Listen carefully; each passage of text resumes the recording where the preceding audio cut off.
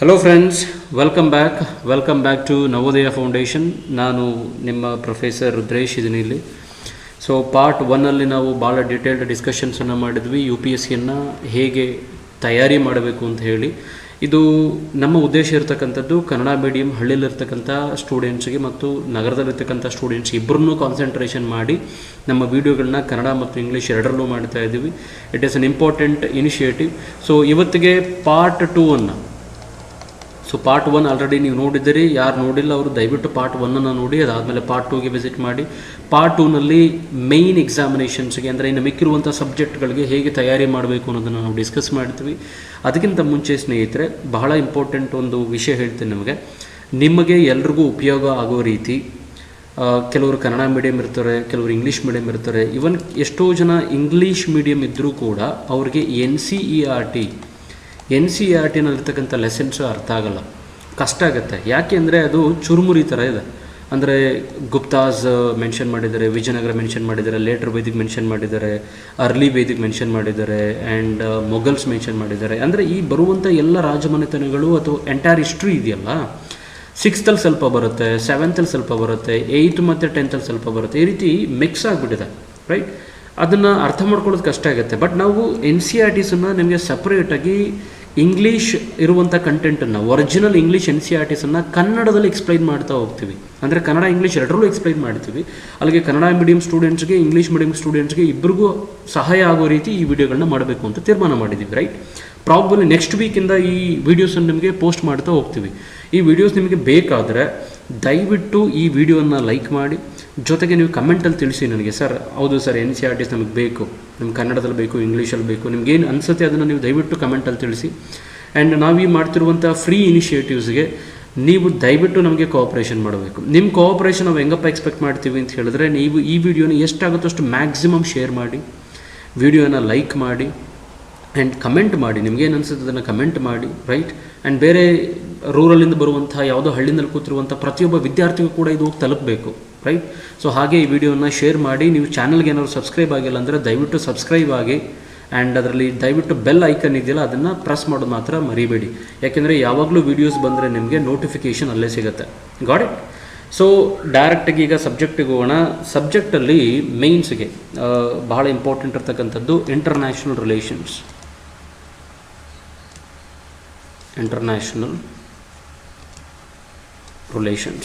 ಇದು ಬಹಳ ಇಂಪಾರ್ಟೆಂಟು, ಮೊದಲನೇ ಸಬ್ಜೆಕ್ಟ್. ಇಂಟರ್ನ್ಯಾಷನಲ್ ರಿಲೇಷನ್ಸ್ಗೆ ಹೇಗಪ್ಪ ತಯಾರಿ ಮಾಡಬೇಕಂತ ಹೇಳಿದ್ರೆ, ನನ್ನ ಪ್ರಕಾರ 90% ಪ್ರಿಪ್ರೇಷನನ್ನು, ಅಂದರೆ 90% ಇದಕ್ಕೆ ಬೇಕಾಗಿರೋ ಬುಕ್ಸನ್ನು ಅಥವಾ ನೋಟ್ಸನ್ನು ನೀವೇ ತಯಾರಿ ಮಾಡಬೇಕು. It has to be prepared by you. ಬೇರೆ ಯಾರು ತಯಾರಿ ಮಾಡಲ್ಲ, ನೀವೇ ಪ್ರಿಪೇರ್ ಮಾಡಬೇಕು ಇದಕ್ಕೆ. ಹೆಂಗೆ ಸರ್? ಯಾಕೆಂದರೆ ಎವ್ರಿ ಡೇ ನ್ಯೂಸ್ ಪೇಪರಲ್ಲಿ ಇಶ್ಯೂಸ್ ಬರ್ತಾ ಹೋಗುತ್ತೆ, right? For example India and USA relationship ಬಂದಾಗ, ಈಗ ಇವತ್ತಿನ ನ್ಯೂಸ್ ಪೇಪರಲ್ಲಿ ಫಾರ್ ಎಕ್ಸಾಂಪಲ್ ಎಕನಾಮಿಕ್ ಇಶ್ಯೂಸ್ ಬಗ್ಗೆ ಬಂದಿದೆ. ಸೊ ಇಂಡಿಯಾ ಆ್ಯಂಡ್ USನ ಎಕನಾಮಿಕ್ ಟೈಪ್ಸ್ ಹೇಗಿದೆ, ಅದರಲ್ಲಿ ಸಿಗುವಂಥ ಎಲ್ಲ ಕೀ ಪಾಯಿಂಟ್ಗಳನ್ನ ಬರೆದುಬಿಡಿ ನೀವು. ಇನ್ನೊಂದು ದಿವಸ ಸೆಕ್ಯೂರಿಟಿ ಬಗ್ಗೆ ಸಿಗುತ್ತೆ. ಅಂದರೆ ಇಂಡಿಯಾ ಮತ್ತು US ಸಂಬಂಧಪಟ್ಟಂತೆ ಸ್ಟ್ರಾಟಜಿಕ್ ರಿಲೇಷನ್ಶಿಪ್ ಬಗ್ಗೆ ಬರುತ್ತೆ, ಅಥವಾ ಸೆಕ್ಯೂರಿಟಿ ರಿಲೇಟೆಡ್ ಇಶ್ಯೂಸ್ ಬಗ್ಗೆ ಬರುತ್ತೆ. ಅದರಲ್ಲಿರುವಂಥ ಎಲ್ಲ ಪಾಯಿಂಟ್ಗಳನ್ನ ಲಿಸ್ಟ್ ಮಾಡಿ. ಅರ್ಥ ಆಗ್ತಿದೆಯಾ? ಅಂದರೆ ಒಂದು ದೇಶ ಅಂತ ತೊಗೊಂಡ್ರೆ ನೀವು, ಎಕ್ಸಾಂಪಲ್ ಹೇಳೋದಾದರೆ, ಈಗ ನೀವು ಇಂಡಿಯಾ ಜೊತೆಗೆ ಇಂಟರ್ನ್ಯಾಷನಲ್ ರಿಲೇಷನ್ಸ್ ಹೆಂಗೆ ಹೋಗುತ್ತೆ ಅಂದರೆ, ಇಂಡಿಯಾ ಜೊತೆಗೆ ಫಸ್ಟು ಇಂಡಿಯನ್ ನೈಬರ್ಸ್, ಅಂದರೆ ಇಂಡಿಯಾ ಜೊತೆಗಿರುವಂಥ ನೆರೆಹೊರೆಯ ರಾಷ್ಟ್ರಗಳು, ಅದರ ರಿಲೇಷನ್ಸಲ್ಲಿ first economic relations, bilateral relations, strategic relations, right?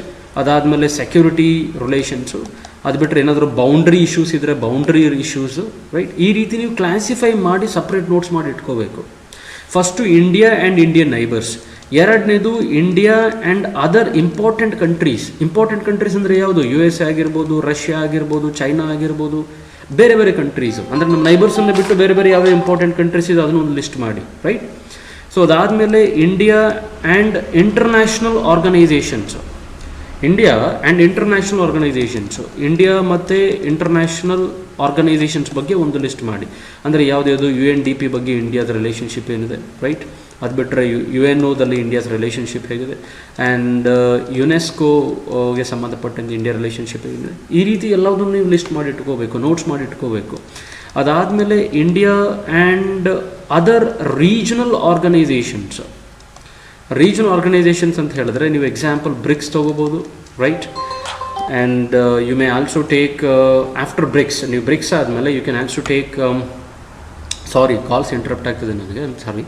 So BRICS ತೊಗೋಬೋದು ನೀವು. ಬ್ರಿಕ್ಸ್ ಆದಮೇಲೆ ADB ತೊಗೊಳ್ಳಿ, ಏಷ್ಯನ್ ಡೆವಲಪ್ಮೆಂಟ್ ಬ್ಯಾಂಕ್ ತೊಗೊಳ್ಳಿ, ರೈಟ್. ಸೊ ಅದಾದಮೇಲೆ AIIB ತೊಗೊಳ್ಳಿ, ರೈಟ್. ಅದು ಬಿಟ್ಟರೆ ರೀಜನಲ್ ಆರ್ಗನೈಸೇಷನ್ಸಲ್ಲಿ ನೀವು ಸ್ಟ್ರಾಟಜಿಕ್ ಅಂತ ಬಂದಾಗ ಸಾರ್ಕ್ ಆರ್ಗನೈಸೇಷನ್ಸ್ ತೊಗೊಳ್ಳಿ, ಆ್ಯಂಡ್ ಆಸಿಯಾನ್ ತೊಗೊಳ್ಳಿ, SCO ತೊಗೊಳ್ಳಿ, ರೈಟ್. ಈ ಎಲ್ಲ ಆರ್ಗನೈಸೇಷನ್ಸು ಮತ್ತು ಇಂಡಿಯಾ ರಿಲೇಷನ್ಸು ಇದನ್ನು ಸಪ್ರೇಟ್ ನೋಟ್ಸ್ ಮಾಡಿ ಇಟ್ಕೋಬೇಕು. ಈ ಎಲ್ಲ ಇಶ್ಯೂಸು ಒಂದಲ್ಲ ಒಂದು ರೀಸನ್ಸಲ್ಲಿ ಪ್ರತಿ ದಿವಸ ನಿಮಗೆ ಪೇಪರಲ್ಲಿ ಬಂದೇ ಬರುತ್ತೆ, ರೈಟ್. ಎವ್ರಿ ಡೇ ಒಂದಲ್ಲ ಒಂದು ಇಶ್ಯೂಸ್ ಅಂತೂ ಖಂಡಿತ ಇರುತ್ತೆ ಫ್ರೆಂಡ್ಸ್, ರೈಟ್. ಸೊ ಅದನ್ನು ಸಪ್ರೇಟಾಗಿ ನೋಟ್ಸ್ ಮಾಡ್ತಕ್ಕಂಥ ಜವಾಬ್ದಾರಿ ನಿಮ್ಮದು. ಅದನ್ನು ಸಪ್ರೇಟ್ ನೋಟ್ಸ್ ಮಾಡಿ ಇಟ್ಕೋಬೇಕಾಗತ್ತೆ ನೀವು, ರೈಟ್. ಸೊ ಇದರ ಜೊತೆಗೆ ನಿಮಗೇನಾದರೂ ಒಂದು ಬುಕ್ ನನಗೆ ರೆಫರ್ ಮಾಡಿ ಸರ್ ಓದಬೇಕಂತ ಹೇಳಿದ್ರೆ, ಇಂಟರ್ನ್ಯಾಷನಲ್ ರಿಲೇಷನ್ಸ್ ಬೇಸಿಕ್ ಕಾನ್ಸೆಪ್ಟ್ಗಳು ನಿಮಗೆ ಗೊತ್ತಾಗಬೇಕಂತ ಹೇಳಿದ್ರೆ ಶಶಿ ತರೂರ್ ಅವ್ರದ್ದು, ಇದೆಲ್ಲ ಇಂಗ್ಲೀಷ್ ಬುಕ್ಗಳು ಆ್ಯಕ್ಚುಲಿ. ಶಶಿ ತರೂರ್ ಅವ್ರದ್ದು ಇಂಟರ್ನ್ಯಾಷನಲ್ ರಿಲೇಷನ್ಸ್ಗೆ ಅಂದರೆ ಇಂಡಿಯನ್ ಇಂಟರ್ನ್ಯಾಷನಲ್ ರಿಲೇಷನ್ಸ್ಗೆ ಸಂಬಂಧಪಟ್ಟಂತೆ ಬುಕ್ ಇದೆ. ದಯವಿಟ್ಟು ಗೂಗಲ್ ಮಾಡಿ ಶಶಿ ತರೂರ್ದು international relations with respect to India ಅಂತ ಟೈಪ್ ಮಾಡಿ, ನಿಮ್ಗೆ ಬುಕ್ ಸಿಗುತ್ತೆ. ದಯವಿಟ್ಟು ಈ ಬುಕ್ಕನ್ನು ಪರ್ಚೇಸ್ ಮಾಡಿ. ಬೇಸಿಕ್ ಅರ್ಥ ಆಗುತ್ತೆ ನಿಮಗೆ. ಅಂದರೆ ಬೇಸಿಕಲಿ ಇಂಡಿಯಾಸ್ ಇಂಟರ್ನ್ಯಾಷನಲ್ ರಿಲೇಷನ್ಶಿಪ್ ಹಿಂದೆ ಹೇಗಿತ್ತು ಆ್ಯಂಡ್ ಪ್ರೆಸೆಂಟ್ ಸೆನಾರಿಯೋನು ಕೂಡ ಸೇರಿಸಿ ಮೆನ್ಷನ್ ಮಾಡಿರೋದ್ರಿಂದ ನಿಮಗೊಂದು ಓವರಾಲ್ ಒಂದು ಪರ್ಸ್ಪೆಕ್ಟಿವ್ ಸಿಗುತ್ತೆ. ಬಟ್ ಎಲ್ಲದಕ್ಕಿಂತ ಹೆಚ್ಚಾಗಿ ಫ್ರೆಂಡ್ಸ್, ಇಂಟರ್ನ್ಯಾಷನಲ್ ರಿಲೇಷನ್ಸ್ಗೆ ನಿಮ್ಮದೇ ಆದಂತಹ ಒಂದು ಸಪ್ರೇಟ್ ನೋಟ್ಸನ್ನು ನೀವು ಮಾಡ್ಕೋಬೇಕು. ಇದ್ರ ಜೊತೆಗೆ ನಿಮಗೆ ಬೇಕಂತ ಹೇಳಿದ್ರೆ ಯೂಟ್ಯೂಬ್ ಅಸಿಸ್ಟೆಂಟ್ಸ್ ತೊಗೊಳ್ಳಿ. ಯೂಟ್ಯೂಬಲ್ಲಿ ಈಗ ಫಾರ್ ಎಕ್ಸಾಂಪಲ್ ಸರ್ ನನಗೆ ಇಂಡಿಯಾ ನೇಪಾಲ್ಗೆ ಸಂಬಂಧಪಟ್ಟಂತೆ ಕಾಳಪಾನಿ ಇಶ್ಯೂ ಬಗ್ಗೆ ಗೊತ್ತಿಲ್ಲ ಸರ್. ಕಾಳಪಾನಿ ಇಶ್ಯೂ ಇದು ಡಿಸ್ಪ್ಯೂಟೆಡ್ ರೀಜನ್ ಅಲ್ವಾ ಕಾಳಪಾನಿ. ಅವ್ರು ಹೇಳ್ತಾರೆ ಇದು ನಮಗೆ ಬರಬೇಕು ಅಂತ, ನಾವು ಹೇಳ್ತಾ ಇದ್ದೀವಿ ನಮಗೆ ಬರಬೇಕು ಅಂತ. ಸೊ ಈ ರೀತಿ ಇಶ್ಯೂಸ್ ಇರ್ತಕ್ಕಂಥ ಸುಮ್ಮನೆ ಟೈಪ್ ಮಾಡಿ ಸಾಕು ನೀವು. Kalapani issue in international India between India and Nepal ಅಂತ ಟೈಪ್ ಮಾಡಿದ್ರೆ ನಿಮ್ಗೆ ಅದಕ್ಕೆ ಸಂಬಂಧಪಟ್ಟಂತೆ ಅಟ್ಲೀಸ್ಟ್ ಒಂದು 8 ನಿಮಿಷದಿಂದ 10 ನಿಮಿಷ ಯಾವ ವಿಡಿಯೋ ಇದೆ ಆ ವಿಡಿಯೋ ನೋಡಿ. ಆ ವಿಡಿಯೋ ನೋಡಿಕೊಂಡು ನೀವು ನೀಟಾಗಿ ಅದನ್ನು ನೋಟ್ಸ್ ಮಾಡಿಡಬೇಕು, ಸಪ್ರೇಟ್ ನೋಟ್ಸ್ ಮಾಡಿಡಬೇಕು, ಕೀ ಪಾಯಿಂಟ್ಗಳನ್ನ ನೋಟ್ಸ್ ಮಾಡಿಡಬೇಕು. ಅರ್ಥ ಆಗ್ತಿದೆಯಾ? ಸೊ ಇಂಟರ್ನ್ಯಾಷನಲ್ ರಿಲೇಷನ್ಸ್ಗೆ ದಯವಿಟ್ಟು ಲಿಸ್ಟ್ ಮಾಡಿರುವಂಥ ಯಾವ ಬುಕ್ಗಳು, ಯಾರ್ಯಾರೋ ಹೇಳ್ತಾರೆ ನಮಗೆ ಕೋಚಿಂಗ್ ಸೆಂಟರ್ಗಳೆಲ್ಲ ಬಲ್ಕಿ ಬುಕ್ ಲಿಸ್ಟ್ಗಳನ್ನ ಕೊಡ್ತಾರೆ, ದಯವಿಟ್ಟು ಓದಬೇಡಿ. ಇದು ನಾನು ಎಕ್ಸ್ಪೀರಿಯನ್ಸಲ್ಲಿ ಹೇಳ್ತೀನಿ ನಿಮಗೆ. Please make your own notes for international relations. Okay, so ಇದು ಒಂದು. ಆ್ಯಂಡ್ ಎರಡನೇದು ನಿಮಗೆ ಬರೋದಾದರೆ ಮೇನ್ಸಲ್ಲಿ ಎಥಿಕ್ಸ್ ಪೇಪರ್ ಭಾಳ ಇಂಪಾರ್ಟೆಂಟ್ ಆಗುತ್ತೆ. ಎಥಿಕ್ಸ್ಗೂ ಕೂಡ ನೀವು ಒಳ್ಳೆ ಪ್ರಿಪ್ರೇಷನನ್ನು ಮಾಡಬೇಕಾಗತ್ತೆ. ಸೊ ಎರಡನೇದು ಎಥಿಕ್ಸ್ ಇಂಟಿಗ್ರಿಟಿ ಆ್ಯಂಡ್ ಆ್ಯಪ್ಟಿಟ್ಯೂಡ್ ನಿಮಗೆ ಸಿಲೆಬಸ್ ಇರ್ತಕ್ಕಂಥದ್ದು. ಇದರಲ್ಲಿ ಒಂದು ಬುಕ್ ನೀವು ಓದಲೇಬೇಕಾಗಿರ್ತಕ್ಕಂಥದ್ದು lexicon to integrity aptitude and ethics ಅಂತ ಬುಕ್ ಬರುತ್ತೆ. Lexicon for integrity aptitude and ethics ಅಂತ ಬುಕ್ ಬರುತ್ತೆ. ಇದು ಬರ್ತಿರ್ತಕ್ಕಂಥದ್ದು ನೀರಜ್ ಕುಮಾರ್ ಅಂತ ಹೇಳಿಯವರ ಹೆಸರು. ನೀರಜ್ ಕುಮಾರ್ ಅಂತ ಹೇಳಿಯವರ ಹೆಸರು. ಈ ನೀರಜ್ ಕುಮಾರ್ ಬರೆದಿರುವಂಥ ಲೆಕ್ಸಿಕಾನ್ ಬುಕ್ ಅಂದರೆ ಸಾಕು, ನೀವು ಎಥಿಕ್ಸಿಗೆ ಗೊತ್ತಾಗ್ಬಿಡುತ್ತೆ, ಬೇರೆ ಡೀಟೇಲ್ಸೇ ಬೇಡ. ಅದನ್ನು ಓದಿ. ಅದರ ಜೊತೆಗೆ ನಿಮಗೆ ಭಾಳ ಇಂಪಾರ್ಟೆಂಟ್ ಆಗ್ತಕ್ಕಂಥದ್ದು ARC ರಿಪೋರ್ಟ್ ಇದೆಯಲ್ಲ, ಅದು ಬಹಳ ಇಂಪಾರ್ಟೆಂಟು. ARC ರಿಪೋರ್ಟ್ ನೀವು ಮ್ಯಾಂಡೇಟರಿ ಅಂತ ತೊಗೋಬೇಡಿ, ಮ್ಯಾಂಡೇಟರಿ. ಸೊ ಇದ್ರ ಮೇಲೆ ನೀವು 2 ರಿಂದ 3 ಕ್ವಶನ್ಸನ್ನು ಆರಾಮಾಗಿ ಅಟೆಂಡ್ ಮಾಡ್ಬೋದು, ರೈಟ್. ಅದ್ರ ಜೊತೆಗೆ ಇನ್ನೊಂದು ಬುಕ್ ನಿಮಗೆ ಸಜೆಷನ್ ಮಾಡ್ತೀನಿ. ಮೆಜಾರಿಟಿ ನಿಮಗೆ ನ್ಯೂಸ್ ಪೇಪರಲ್ಲಿ ಎಷ್ಟೊಂದು ಕಂಟೆಂಟ್ಗಳು ಸಿಕ್ಬಿಡ್ತವೆ. ಎಥಿಕ್ಸಿಗೆ ಸಂಬಂಧಪಟ್ಟಂತೆ ಕೆಲವೊಂದು ಕಂಟೆಂಟ್ಗಳಿದ್ದರೆ, ಬುಕ್ಸ್ಗಳಿದ್ದರೆ, ಅಥವಾ ಮಹಾತ್ಮ ಗಾಂಧಿಗೆ ಮಾಡಿರುವಂಥ ಕೋಟ್ಗಳು ಬಂದರೆ, ಅಥವಾ ಕಾರ್ಲ್ ಮಾರ್ಕ್ಸ್ ಹೇಳಿರುವಂಥ ಫಿಲಾಸಫಿಕಲ್ ಕೋಟ್ಗಳು ಬಂದರೆ ದಯವಿಟ್ಟು ಅದನ್ನು ಓದ್ಕೊಂಡು ನೋಟ್ಸ್ ಮಾಡಿ ಇಟ್ಕೊಳ್ಳಿ, ರೈಟ್. ಅದು ಬಿಟ್ಟರೆ next ethics in governance by Ramesh K Arora, right. ಇದರ ಜೊತೆಗೆ ನಿಮಗೆ ಸಫಿಷಿಯೆಂಟ್ ಮೆಟೀರಿಯಲ್ ಬೇಕಂತ ಹೇಳಿದ್ರೆ ನವೋದಯ ಫೌಂಡೇಶನ್ ನೀವು ಕಾಂಟ್ಯಾಕ್ಟ್ ಮಾಡಿ ಫೋನ್ ನಂಬರಲ್ಲಿ. ಅಲ್ಲೇ ನಿಮಗೆ ಎಥಿಕ್ಸಿಂದ ನೋಟ್ಸ್ ಸಿಗುತ್ತೆ, ಆ ನೋಟ್ಸನ್ನು ನೀವು ರೆಫರ್ ಮಾಡ್ಬೋದು. ಓಕೆ, ಇಷ್ಟು ಬುಕ್ಸು ನೀವು ಎಥಿಕ್ಸಿಗೆ ಓದಬೇಕಾಗುತ್ತೆ, ರೈಟ್. ಸೊ ಇದಾದಮೇಲೆ ನಿಮಗೆ ಬರ್ತಕ್ಕಂಥದ್ದು ಇಂಟರ್ನಲ್ ಸೆಕ್ಯೂರಿಟಿ. 3ನೇ ಸಬ್ಜೆಕ್ಟ್ ನಾನು ಮಾತಾಡ್ತಾ ಇರೋದು ಇಂಟರ್ನಲ್ ಸೆಕ್ಯೂರಿಟಿ. ಕೆಲವು ಸರ್ ಇಂಟರ್ನಲ್ ಸೆಕ್ಯೂರಿಟಿ ಅಂದರೆ ಏನು ಬರುತ್ತೆ ಸರ್ ಅಂದರೆ ಲಾ ಆ್ಯಂಡ್ ಆರ್ಡರ್ ಬರುತ್ತೆ, ಈಗ ನಕ್ಸಲಿಸಮ್ ಇದೆ, ಎಕ್ಸ್ಟ್ರೀಮಿಸಮ್ ಇದೆ ದೇಶದೊಳಗಡೆ, ರೈಟ್. ಯಾವ ಕಾನೂನು ತೊಗೊಂಬಂದ್ರೂ ಕೆಲವು ಗ್ರೂಪ್ಗಳು ಒಪ್ಪೋದಿಲ್ಲ, ಈ ಥರದ್ದು ಪ್ರಾಬ್ಲಮ್ಸ್ ಇದೆಯಲ್ಲ. ಸೊ ಇದನ್ನು ತೆಗಿಬೇಕು. ಇದಕ್ಕೆ ಸಂಬಂಧಪಟ್ಟಂತೆ ಭಾಳ ಇಂಪಾರ್ಟೆಂಟ್ ಬುಕ್ಸ್ಗಳನ್ನ ನಾನು ಹೇಳ್ತೀನಿ ನಿಮಗೆ. Indian national security, Indian national security ಇದು ಆ್ಯಕ್ಚುಲಿ ಇದು ಬುಕ್ಕಲ್ಲ, actually it is a reader. It is a reader. Okay, ಈ ಸೆಗ್ಮೆಂಟನ್ನು ತೊಗೊಂಡು, ಈ ಪೇಪರನ್ನು ತೊಗೊಂಡು ನೀವು ಓದಿ. ಇದರಿಂದ ಖಂಡಿತ ನಿಮ್ಗೆ ಹೆಲ್ಪ್ ಆಗುತ್ತೆ. There are plenty of informations you get, right, with respect to internal security, right. ಇದು ಬಿಟ್ಟು ಬೇರೆ ಎಕ್ಸಸ್ಸಾಗಿ ನಿಮಗೆ ಬುಕ್ಗಳು ಬೇಕು ಅಂತ ಅನಿಸಲ್ಲ ನಾರ್ಮಲಿ, ರೈಟ್. ಎಕ್ಸೆಸ್ ಬುಕ್ ತೊಗೊಂಡು ಅನ್ನೆಸೆಸರಿ ಓದಿ ನಿಮ್ಮ ಟೈಮನ್ನು ವೇಸ್ಟ್ ಮಾಡಬೇಡಿ, ರೈಟ್. ಇದೊಂದು ರೀಡರ್ನ ಓದಿ, ರೈಟ್. ಇದ್ರ ಜೊತೆಗೆ ಮೆಜಾರಿಟಿ ಕ್ವಶನ್ಸು ನಿಮಗೆ ಇಂಟರ್ನಲ್ ಸೆಕ್ಯೂರಿಟಿಗೆ ಸಂಬಂಧಪಟ್ಟಂತೆ ನ್ಯೂಸ್ ಪೇಪರಲ್ಲಿ ಸಿಕ್ಬಿಡುತ್ತೆ. ಓಕೆ, ಒಂದು ನ್ಯೂಸ್ ಪೇಪರು. ಅದು ಬಿಟ್ಟರೆ ಯಾವುದೇ ಇಶ್ಯೂ ಬಂದ್ರೂ ಕರೆಂಟ್ ಅಫೇರ್ಸ್ ಮೇಲೆ ರೈಸ್ ಮಾಡೋದ್ರಿಂದ RS TV-ನಲ್ಲಿ ನಿಮಗೆ, ರಾಜ್ಯಸಭಾ TV-ನಲ್ಲಿ ಬರುವಂಥ ಇಶ್ಯೂಸು, ಅದರಲ್ಲಿ ಬಿಗ್ ಪಿಕ್ಚರ್ ಆಗಿರ್ಬೋದು, ಇನ್ಡೆಪ್ತ್ ಆಗಿರ್ಬೋದು, ಅದನ್ನು ನೋಡಿ. ಅದು ಬಿಟ್ಟರೆ ಏರ್ ಇಂಡಿಯಾ ನ್ಯೂಸಲ್ಲಿ, ಏರ್ ನ್ಯೂಸಲ್ಲಿ ನೀವು ನ್ಯೂಸ್ ಅನಾಲಿಸಿಸ್ ಅಂತ ಬರುತ್ತೆ, ಅಥವಾ ಕರೆಂಟ್ ಅಫೇರ್ಸ್ ಅಂತ ಬರುತ್ತೆ. ಇದನ್ನು ನೋಡಿ. ನಿಮ್ಮ ನೋಟ್ಸೆಲ್ಲ ಇಲ್ಲೇ ಸಿಕ್ಬಿಡುತ್ತೆ ಸ್ನೇಹಿತರೆ. ನಾವು ಸುಮ್ಮನೆ ಅನ್ಕೋತೀವಿ ಪ್ರಿಪ್ರೇಷನ್ ಮಾಡೋದಕ್ಕೆ ಸರ್ ಬುಕ್ ಲಿಸ್ಟ್ ಬೇಕು, ಇಷ್ಟೊಂದು ಖಂಡಿತ ಅವಶ್ಯಕತೆ ಇಲ್ಲ. ನ್ಯೂಸ್ ಪೇಪರ್ ಯಾರು ರೆಗ್ಯುಲರಾಗಿ ಓದ್ತಾರೋ, ರಾಜ್ಯಸಭಾ TV ಡಿಬೇಟ್ಗಳನ್ನ ಯಾರು ರೆಗ್ಯುಲರಾಗಿ ಕೇಳ್ತಾರೋ, ಏರ್ ಇಂಡಿಯಾ ನ್ಯೂಸ್ AR ನ್ಯೂಸನ್ನು ಯಾರು ರೆಗ್ಯುಲರಾಗಿ ಫಾಲೋ ಮಾಡ್ತಾರೋ ಅವರಿಗೆ ಬೇರೆ ಪುಸ್ತಕಗಳ ಅವಶ್ಯಕತೆನೇ ಇರಲ್ಲ, ರೈಟ್. ಇಂಟರ್ನಲ್ ಸೆಕ್ಯೂರಿಟಿ ಮತ್ತು ಸೋಷಲ್ ಇಶ್ಯೂಸ್ಗೆ ಸಂಬಂಧಪಟ್ಟಂಥ ಎಲ್ಲ ಕಂಟೆಂಟು ಇಷ್ಟರಲ್ಲೇ ಸಿಕ್ಬಿಡುತ್ತೆ ನಿಮಗೆ, ರೈಟ್. ಸೊ ನೆಕ್ಸ್ಟ್ ಬರ್ತಕ್ಕಂಥದ್ದು 4th one is DM, disaster management. Disaster ಮ್ಯಾನೇಜ್ಮೆಂಟಿಗೆ ನವೋದಯ ಫೌಂಡೇಶನಿಂದ ಒಂದು 8 ಬುಕ್ ಇದೆ ನಿಮಗೆ. ಆ 8 ಬುಕ್ಕನ್ನು ನೀವು ಖರೀದಿ ಮಾಡಿ, it is around 80 to 100 rupees ಇರಬೇಕು. ಅದು ಒಂದು ತೊಗೊಳ್ಳಿ. ಅದು ಬಿಟ್ಟರೆ ನಿಮಗೆ news paper is the media. Okay, ಅದು ಬಿಟ್ಟು ಎಕ್ಸ್ಟ್ರಾ ಇನ್ನೇನು ತೊಗೊಂಡು ಹೆಕ್ಟೆಕ್ ಮಾಡ್ಕೊಳ್ಳೋಕೆ ಹೋಗ್ಬೇಡಿ. ಕೆಲವೊಂದು ಟರ್ಮ್ಸ್ಗಳನ್ನ ಓದ್ಕೊಳ್ಳಿ. ಡಿಸಾಸ್ಟರ್ ಮ್ಯಾನೇಜ್ಮೆಂಟ್ ಅಂದ್ರೇನು, ಆ್ಯಂಡ್ ಡಿಸಾಸ್ಟರ್ ಮ್ಯಾನೇಜ್ಮೆಂಟ್ ಹೇಗೆ ಕ್ಲಾಸಿಫೈ ಆಗುತ್ತೆ, ಆ್ಯಂಡ್ ಡಿಸಾಸ್ಟರ್ ಮ್ಯಾನೇಜ್ಮೆಂಟಲ್ಲಿ ಈಗ NDRFನ ಪಾತ್ರ ಏನು, NDRF ಹೇಗೆ ವರ್ಕ್ ಮಾಡುತ್ತೆ, SDRF ಹೇಗೆ ವರ್ಕ್ ಮಾಡುತ್ತೆ, ಸ್ಟೇಟ್ ಗೌರ್ಮೆಂಟಿನ ರೋಲ್ ಏನು, ಆ್ಯಂಡ್ ಸೆಂಟ್ರಲ್ ಮತ್ತು ಸ್ಟೇಟ್ ಗೌರ್ಮೆಂಟಿಗೆ ಹೇಗೆ ಕೋಆಪರೇಷನ್ ಮಾಡಬೇಕು ಡಿಸಾಸ್ಟರ್ ಆದಂಥ ಟೈಮಲ್ಲಿ, ರೈಟ್. ಆ್ಯಂಡ್ ಡಿಸಾಸ್ಟರ್ ಅಂದರೆ ಏನು, ಯಾವ್ಯಾವ ರೀತಿಯ ಡಿಸಾಸ್ಟರ್ಸ್ಗಳಾಗ್ತವೆ, ಫ್ಲಡ್ಸ್ ಅಂದರೆ ಏನು, ಫ್ಲಡ್ ಕಂಟ್ರೋಲ್ ಮೆಥಡ್ಸ್ ಏನು, ರೈಟ್. ಇದ್ರ ಬಗ್ಗೆ ಎಲ್ಲ ಡೀಟೇಲ್ಸನ್ನು ನೀವು ಕಲೆಕ್ಟ್ ಮಾಡಬೇಕಾಗತ್ತೆ, right.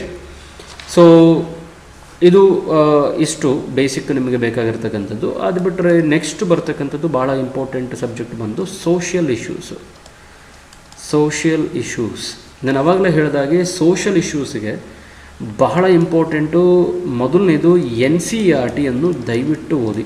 NCERT 11th standard, NCERT 11th standard. ಅದರಲ್ಲಿ ಇಂಟ್ರೊಡಕ್ಷನ್ ಅಂತ ಬರುತ್ತೆ, ಇಂಟ್ರೊಡಕ್ಷನ್ ಟು